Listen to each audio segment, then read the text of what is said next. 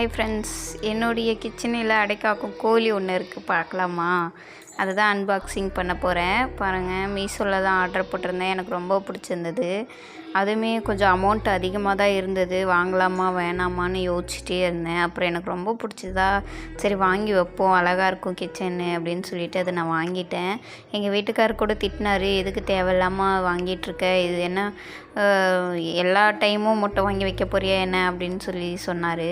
But இருக்கிற வரைக்கும் use பண்ணுவோம், இல்லாதப்போ வேறு ஏதாவது போட்டு வச்சுப்போம் அப்படின்னு சொல்லி நினச்சிட்டு தான் நான் வாங்கினேன். பேக்கிங்குமே சூப்பராக இருந்துச்சு. பேக் பண்ணி கொடுத்தது சூப்பராக கம்ஃபர்டபுளாக கொடுத்துருந்தாங்க. நல்லா இருந்தது, எனக்குமே பிடிச்சிருந்தது. என்ன பண்ணுறதுனே தெரில. அது வந்த உடனே அப்படியே ஆசையாக இருந்துச்சு. அதுக்கப்புறம் ஒரு அட்டை முட்டையே வாங்கி வச்சுருந்தோம். சரி, அதை ஃபில் பண்ணி பார்ப்போம் செட் ஆகுதா அப்படின்னு சொல்லி செக் பண்ணேன்.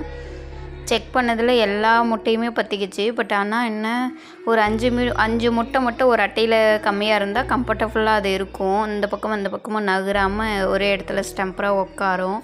அது மட்டும்தான் இருந்துச்சு. இது பிடிச்சிருந்துச்சின்னா லைக் பண்ணுங்கள், ஷேர் பண்ணுங்கள். நம்ம சேனல் பார்க்குறீங்க, பட் ஆனால் சப்ஸ்கிரைப் பண்ணாமல் பார்த்துட்ருக்கீங்க. ப்ளீஸ் சப்ஸ்கிரைப் பண்ணிவிட்டு பாருங்கள். ஓகே ஃப்ரெண்ட்ஸ், நெக்ஸ்ட் வீடியோவில் வர பாய்.